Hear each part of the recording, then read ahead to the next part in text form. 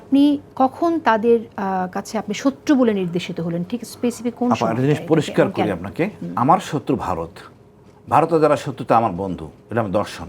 শত্রু আমার বন্ধু, এখানে শর্টকাট করার কিছু না। আমি যেভাবে মনে করেন, আমি মনে করি ফিলিস্তিনি মুসলমান নেতাদেরকে আমি যেভাবে সম্মান করি, কাশ্মীরি মুসলমানদেরকে আমি সম্মান করি, যোদ্ধা, বাংলাদেশের মুক্তিযোদ্ধাদের যেভাবে সম্মান করি, একইভাবে আমাদের রোহিঙ্গা মুসলমান যারা তাকে সম্মান করি, ভারতে যারা নির্যাতিত নিপীড়িত স্বাধীনতাকামী তাদেরকে আমি সম্মান করি।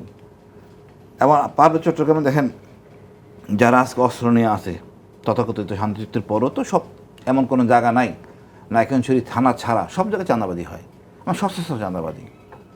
এই তথ্য তো আমরা পাই না, দেয় না কেউ। ওই ভিনদেশি স্বাধীনতাকামীরা আমাদের দেশে আসে, ওদের অ্যাডমিনিস্ট্রেটিভ কাজে ওরা আমাদের তথ্য দেয়।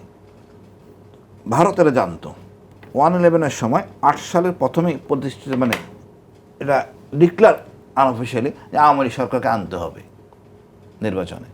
তা আওয়ামী সরকার আনতে তখন সবাই কোঅপারেট করে, আমাকে বলা হয় কাজ করার জন্য, আমি এটা না করি। আমাকে অর্থের কথা বলা হয়, টাকা, প্রমোশন সব কিছু বলা হয়, আমি রাজি হই। দীর্ঘ 6 মাস তারা আমাকে নিয়ে অনেক দেন দরবার, বাট আমি কোথাও রাজি হইনি। 2 নম্বর যখন আমি চলে আসি, আমাকে পোস্টিং করে দেওয়া হয় ময়মনসিংহে। এর মধ্যে ঘটে দেখেন নির্বাচনে 2 মাসের মধ্যেই বিডিআরে ম্যাসাকারটা ঘটে। একটা পরিকল্পনা করতে হয়, সেটা রিহার্সাল করতে হয়, প্র্যাকটিস করতে, তারপর একটা অপারেশন করতে হয়। বিডিআর সৈনিক এর কাজ করে নাই, তো সৈনিক মানুষ, এর বুদ্ধি এই জিনিসটা কেমন করবে, রাষ্ট্রীয় জিনিস। এর পিছনে অনেক বড় শক্তি ছিল। দীর্ঘ 2টা বছর পাইছে আমাদের রাজনীতিবিদ বলেন, ভারতীয় গোয়েন্দা সংস্থা বলেন, তাদের পরিকল্পনায় বিডিআর ম্যাসাকারটা হয়। হয়তো গুলি চালাইছে বিডিআর সৈনিক, পোশাকধারী সৈনিক। এই পোশাকের মধ্যে আসলে সেই লোকটা কি বিডিআর ছিল না বহিরাগত ছিল সন্দেহ আছে, কারণ আমাদের কাছে প্রমাণ আছে, কিছু ইউনিফর্ম পাওয়া গেছে, সেই প্রমাণগুলি গোয়েন্দাদের কাছে আছে। আমরা বিশ্বাস করি বহিরাগত ছিল।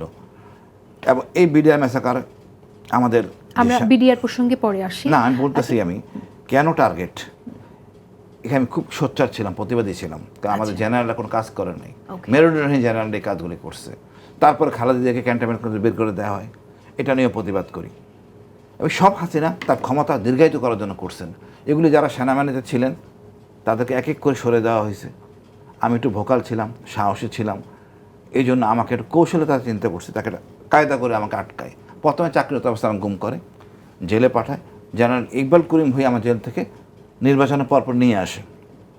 এরপরে স্বাধীনভাবে ছিলাম, ফেসবুকে লেখালেখি করতাম, তখন আবার আপনি গুমের টার্গেট, যে গুমটা আয়নাঘর নামে পরিচিত।